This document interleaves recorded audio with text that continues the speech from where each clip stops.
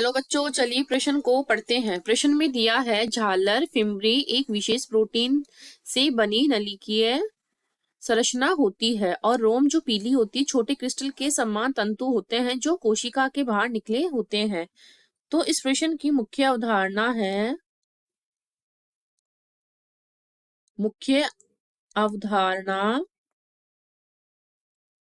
जीवाणु। तो जीवाणु क्या है? ये एक प्रोकैरियोटिक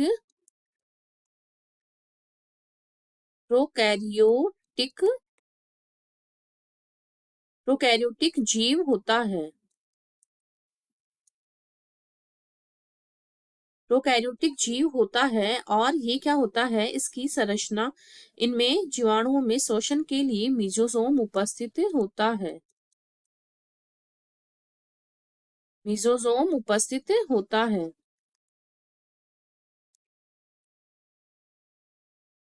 मीजोसोम श्वसन के लिए। और क्या होता है, जो जीवाणु होती है इनकी जो कोशिकाएं कुछ चलायमान होती है, कुछ अचलायमान होती है। जो चलायमान होती है उनकी जो कोशिका भित्ति होती है वो बहुत पतली होती है, जिसे कसाबिका कहते हैं। तो जीवाणु जो होती है इसकी जो कोशिकाएं होती है, कोशिका चलायमान होती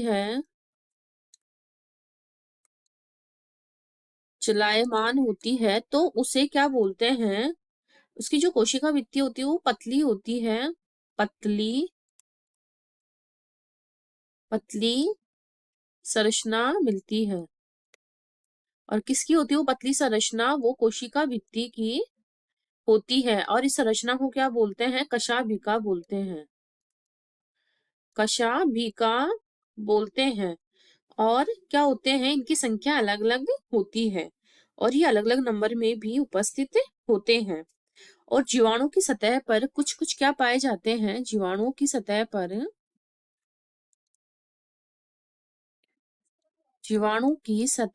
पर अनेक प्रकार की सतह पर पाई जाने वाली संरचना जो होती है, सतह पर संरचना पाई जाती है, जैसे रोम वाली संरचना रोम व झालर होती है। झालर को क्या बोलते हैं इंग्लिश में? फिम्बरी। तो अब है इसमें जो झालर होती है,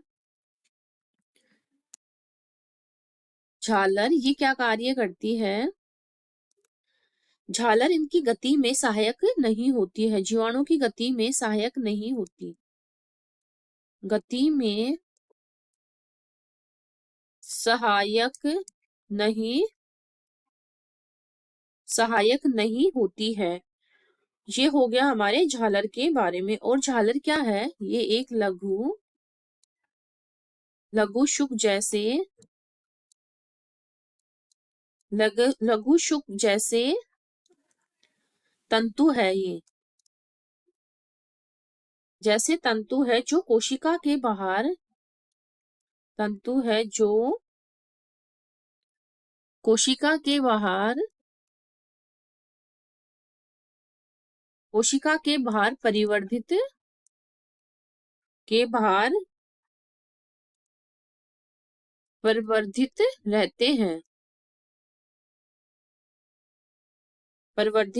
होते हैं। और इनमें क्या होता है, कुछ जो जीवाणु होते हैं उनमें पानी की धारा में पाए जाने वाली चट्टान व पोषक ऊतकों से चिपकने में भी ये सहायता प्रदान करती है। तो झालर क्या करती है? पोषक ऊतकों व चट्टानों व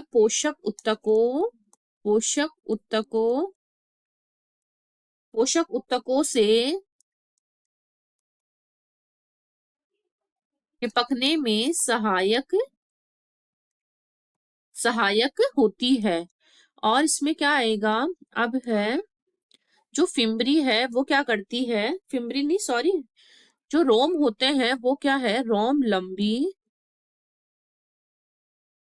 लंबी नलिकाकार संरचना होती है।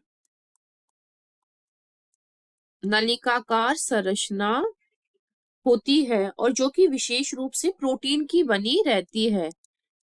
प्रोटीन की बनी होती है। तो ये हमारे हो गया रोम के बारे में। तो अब हमारे देखिए प्रश्न में क्या है, झालर एक विशेष प्रकार की प्रोटीन की लंबी नलिकाकार संरचना होती है। तो ये हमारे गलत है। जो झालर होती है ये एक क्रिस्टल या शुक जैसी लघु शुक जैसे तंतु होते हैं जो कि कोशिका के बाहर निकले हुए या परिवर्धित रहते हैं और ये चट्टान या पोषक ऊतकों से इसको चिपकने में सहायक होती है, चिपकाने में। जबकि रोम क्या होते हैं, रोम एक लंबी नलिकाकार संरचना होती है। तो इस प्रकार ये दोनों ही गलत हो गए हैं। आशा करती हूँ आपको इस प्रश्न का हल समझ में आया होगा। धन्यवाद।